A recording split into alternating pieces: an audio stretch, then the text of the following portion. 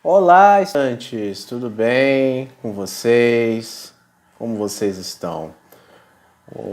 Sou o professor Felipe, tá? E venho aqui gravar mais uma aula de filosofia para vocês, da terceira série do ensino médio, tá? Eu espero que vocês todos estejam bem, né, nesse momento.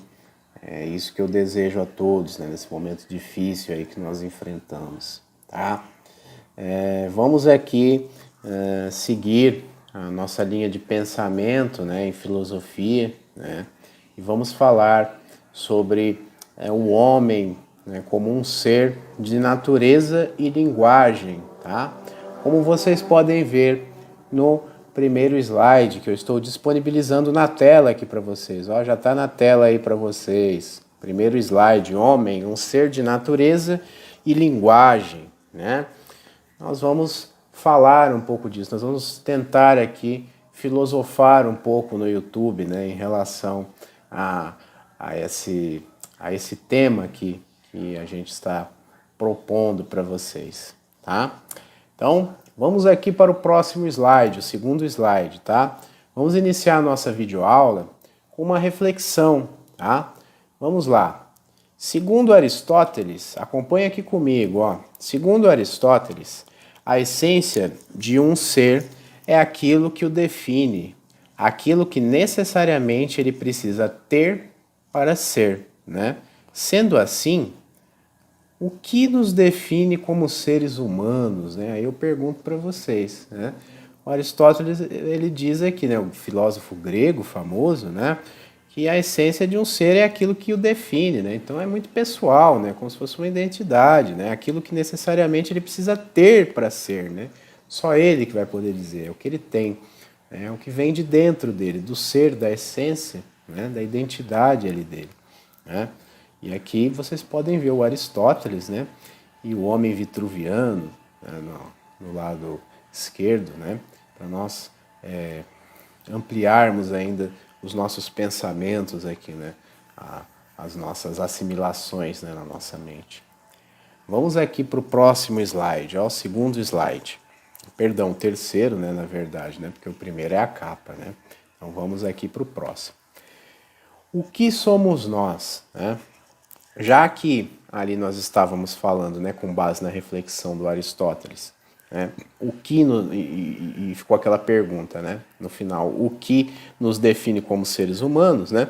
Vamos ver aqui nesse slide, né, o que somos nós, segundo algumas doutrinas, né, e alguns pensamentos filosóficos, né, de pessoas muito importantes, né, para a filosofia, que nós vamos conhecer agora.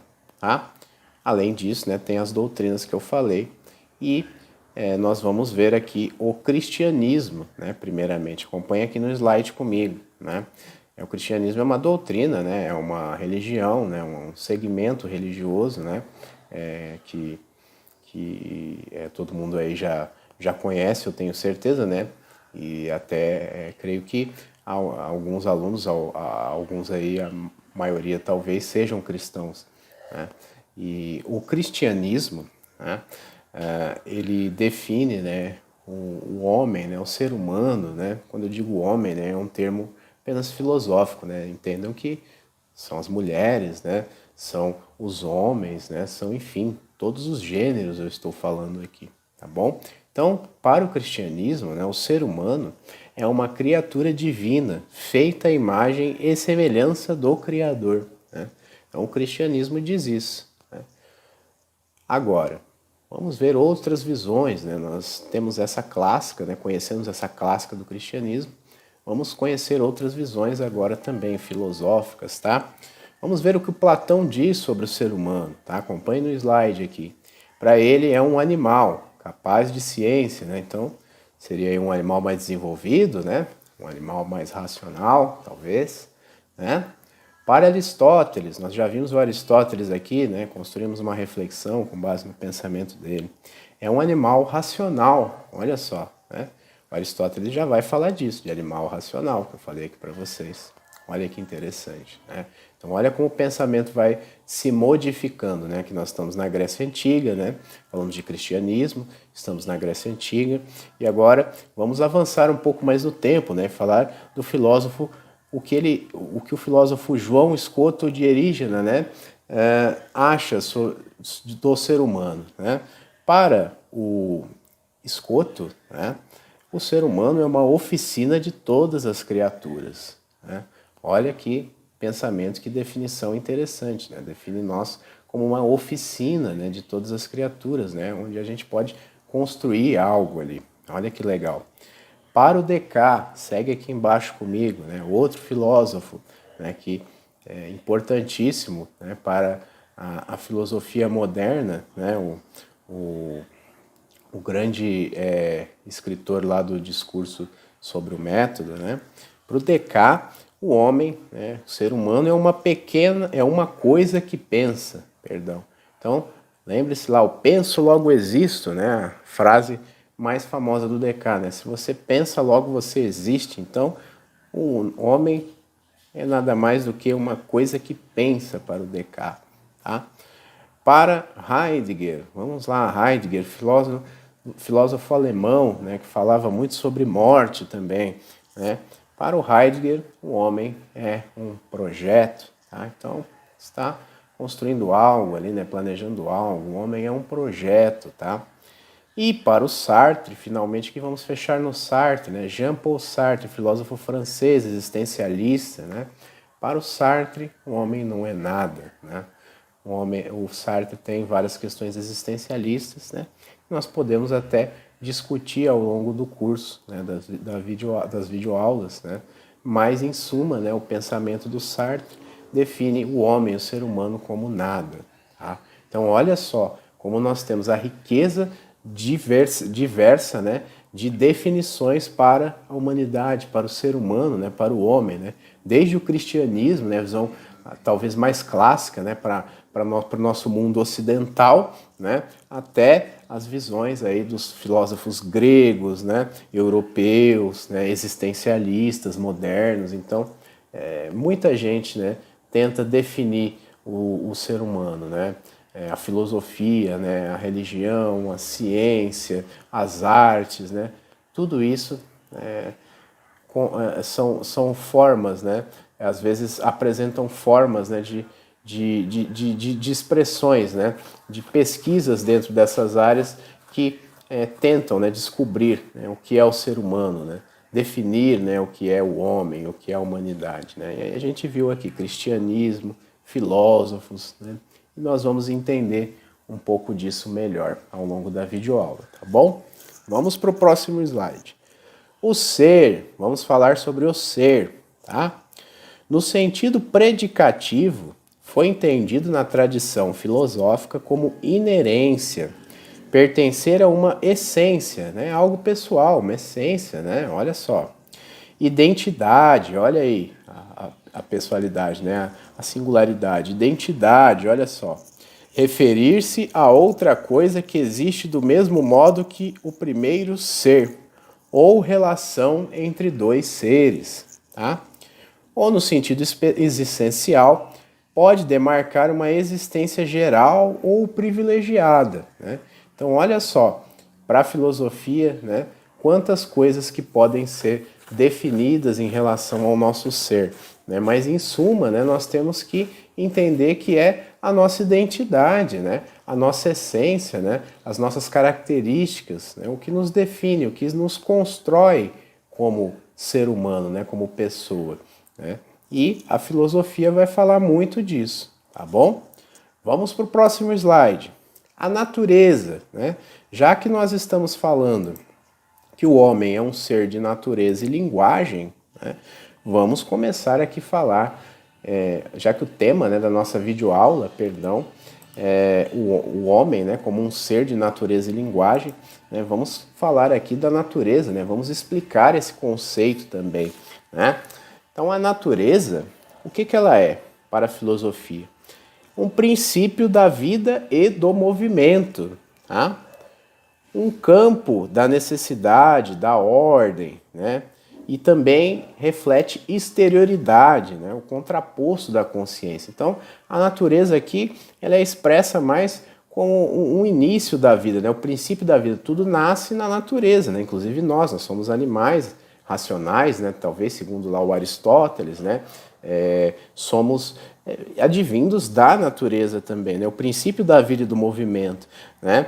E também tem seus campos de necessidade, sua ordem natural, né, e exprime os conceitos exteriores, né, os instintos aqui, né, falando da exterioridade, né, que é o contraposto da consciência, né, a natureza também mostra uma visão inconsciente das coisas, né, pelo uso dos instintos, né, quem nunca viu os animais, né, ouviu falar sobre os instintos dos animais, né, que o animal vai lá e segue a coisa por instinto, né, faz a coisa por instinto, não pensa, né, nós seres humanos somos diferentes, nós podemos pensar, nós temos a oportunidade de explorar essa interioridade, né? Ao contrário da exterioridade que a natureza propõe aqui, como vocês podem ver no slide, né? Que é o contraposto da consciência, né? A inconsciência, no caso, tá bom?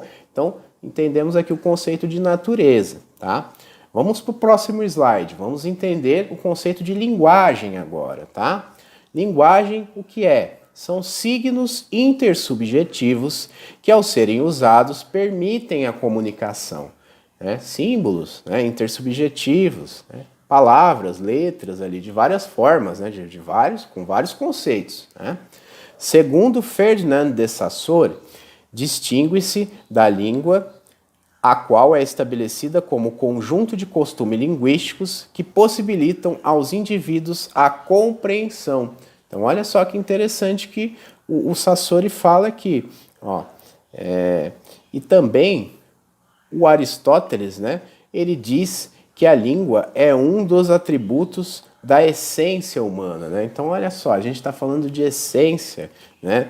Então, a gente falou muito de essência, né, de identidade, né, da singularidade de cada um, né, do que define você como pessoa, né, do como ser humano. Então, para o Aristóteles, um dos atributos dessa essência também é a linguagem, né, que ela pode ser expressa, né, de várias formas, né, desde uma pintura rupestre, como vocês podem ver aqui, né, na tela, né, até um alfabeto de Libras, né, que é a segunda língua do Brasil, né, oficial do Brasil, por exemplo, que é a língua dos surdos, ou os significados das abreviações do WhatsApp, né, que vocês podem ver aqui na tela. Né? Também é outra forma de se comunicar, é um tipo de linguagem, né? Linguagem de internet, né? Que hoje a gente usa no WhatsApp, no Facebook, enfim, nas redes sociais. Então olha só como a linguagem é fluida, gente, olha que interessante. Você pode se comunicar de várias formas, né? Com vários atributos, pegando, né, esses signos, né, intersubjetivos, né, que a gente define aqui no slide, né, e usando ele de diversas formas, seja numa pintura rupestre, num alfabeto aqui de Libras, né, num glossário de abreviações das palavras do WhatsApp, dos termos, né. É muito legal isso, né. Então a linguagem é exatamente isso, tá? Faz parte da nossa essência também, tá bom? Vamos para o próximo slide, ó. Vamos refletir mais um pouco aqui, ó. Eu sei que nós estamos refletindo bastante já esse conteúdo.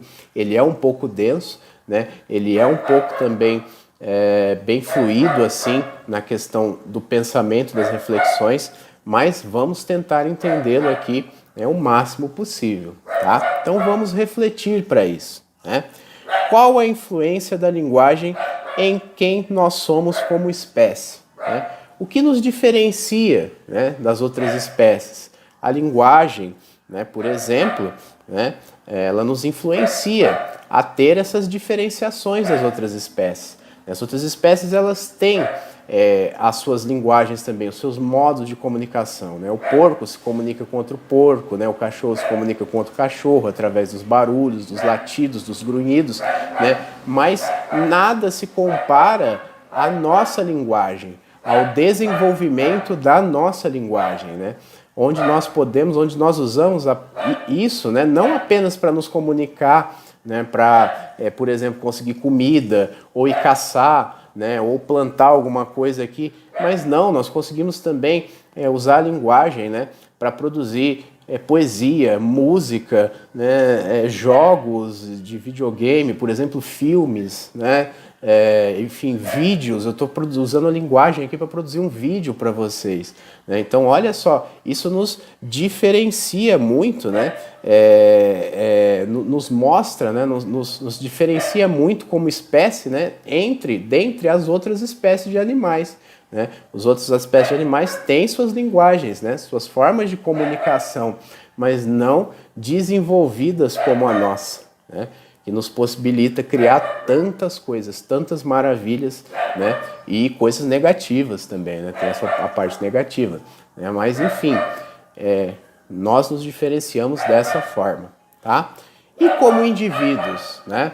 Como indivíduos é aquele negócio lá que a gente está falando, né? Que a gente vem comentando aqui ao longo da videoaula, né? A linguagem, ela faz parte da nossa essência também, né? Até para o Aristóteles, por exemplo, Aristóteles falava isso, né? Como a gente viu aqui na nossa videoaula. Então, para nós como indivíduos, a linguagem também faz muita diferença para nos construir a nossa personalidade, a nossa singularidade, tá? O nosso tipo de pessoa, tá bom? Então, vamos para o próximo slide aqui, tá? Vamos falar de gramática universal, tá? Vamos entender um pouquinho aqui o que é este termo. E para falar disso, né, nós vamos citar aqui um filósofo muito famoso, né, que é o Noam Chomsky, né, que está vivo até hoje, né, e nasceu na Filadélfia, né, em 1928. Né? Além de filósofo, ele é linguista, sociólogo, cientista cognitivo e ativista político. Olha só, né, que homem interessante aí, né, com carreira de trabalho, né, com muitas profissões interessantes, né? Além de filósofo, também é sociólogo, cientista cognitivo, ativista político, né, linguista, né? Então, é uma pessoa que detém muito conhecimento, né? E nós vamos entender aqui um pouquinho da essência do pensamento dele sobre a gramática universal, tá? Ele diz o seguinte: a língua é resultado da evolução construída a partir de uma estrutura pertencente ao estágio inicial do cérebro humano, a gramática universal. Tá? Então, o Chomsky, né, ele fala aqui que a gente já nasce com uma gramática pré-definida, né, no nosso cérebro, né, que é uma gramática universal, através do resultado da evolução, né, que é construído, né, a partir de vários estágios da história. Né? A evolução também, né, o homem vai evoluindo a partir da história. Né? Ele vai desenvolvendo uma linha de evolução. Né? E essa gramática universal é um fruto dessa linha de evolução também. Né? Nós já nascemos assim com um glossário, né? uma estrutura, né? Pertencente a um estágio inicial do cérebro, né? Como Chomsky diz aqui, né? Onde fica a nossa gramática universal. Né? Então, praticamente a gente já nasce influenciado, aí já tem uma parte pronta, né? Bem pronta aí da gramática, né? Para a gente construir, né, e se formando como pessoa, né, através da linguagem também, tá? E é basicamente com isso que acontece, né? Nós já vamos sendo influenciados, né, pelo nosso meio através da gramática, né? Quando a gente aprende as nossas primeiras palavras, né, com o pai, com a mãe, né, quando nós começamos a conversar na escola, né, falar na escola com os amiguinhos, né? Então já está tudo preparado, já tem uma gramática universal ali que você só vai assimilando, né, identificando e aprendendo ali como que é a dinâmica, né, como que ela funciona, tá? Vamos para o próximo slide aqui, ó, e nós vamos identificar dois casos emblemáticos na história em que a linguagem, né, se mostrou muito importante ali, né, nesses dois casos, né? Primeiro caso, depois vocês pesquisam aí na internet também, tá? Eu vou só trazer aqui o nome dos casos para vocês, a data em que eles ocorreram, né, o lugar e o nome, né? Aí vocês procuram na internet mais informações, tá? Tem vídeo sobre isso no YouTube também, é bem interessante, tá? O primeiro caso é sobre as duas meninas, Amala e Kamala, tá? Elas eram duas meninas que foram achadas na Índia em 1920 e elas estavam sendo criadas com uma família de lobos, né? elas não tiveram contato nenhum humano, né? Foram abandonadas ali na floresta e estavam sendo criadas como uma família de lobos, né? Se alimentando inclusive de carne podre até, né? Que os lobos caçavam e dividiam ali com elas, elas caçavam também, né? Enfim. E aí essas meninas foram achadas na selva, né? E os indianos levaram, né, essas meninas, né, para tentar fazer a socialização delas, né, para ensiná-las, né, a viver em sociedade, né, mas só que elas não sabiam nada, né, elas não sabiam falar, né, não tiveram contato com nenhum ser humano, né, só com os animais, né, então elas não sabiam falar, não sabiam como agir na sociedade, né, o que fazer, né, as roupas, não tinham ideia do que vestir, né, e a própria dieta delas, né, que elas comiam carne, até carne podre, né, na selva, né, impediu com que uma delas sobrevivesse, né, porque aí mudou a dieta, né, ela começou a comer outro tipo de comida ali da cultura indiana e não resistiu e morreu. Né, a outra também morreu, né, as duas morreram, né, não se adaptaram à vida em sociedade, né, e não sabiam falar nada, né, a linguagem ali era zero, né, uma até conseguiu aprendeu até mais ou menos umas 50 palavras antes de morrer, né? Aprendeu a falar, se comunicar, mas muito dificilmente, né? E aí termina a história delas, né? Elas foram tiradas da selva, né? Da companhia da família dos lobos, né? E tentaram introduzi-las na sociedade, né? Na vida da sociedade, os indianos, mas não deu certo, eles acabaram morrendo, tá? Então a linguagem aí se mostrou uma peça fundamental, né? Porque se elas soubessem ali se comunicar, né, o processo seria totalmente mais fácil, né? Mas elas não sabiam, porque elas não tiveram contato nenhum com nenhum humano, né? Foram abandonadas ali, deixadas ali na floresta, né? Muito pequenas, muito bebês, né? Foram criadas pelos lobos, né? Viviam como animais praticamente, né? Vamos aqui para o próximo caso, né? O caso emblemático do Kaspar Hauser, né, que aconteceu na Alemanha em 1828. Ele foi abandonado também numa praia, né? O Kaspar chegou numa praia ali da Alemanha, né? E com um bilhete, né? Uma carta dizendo que ele era de uma família real, né? De algum outro local ali da Alemanha, de um outro reino, né? A Alemanha não era unificada ainda, né? Não era um país unificado. E que tinha sido... a família tinha sido morta, né? Enfim, e só sobrou ele. E ele foi abandonado ali, né? Na praia, né?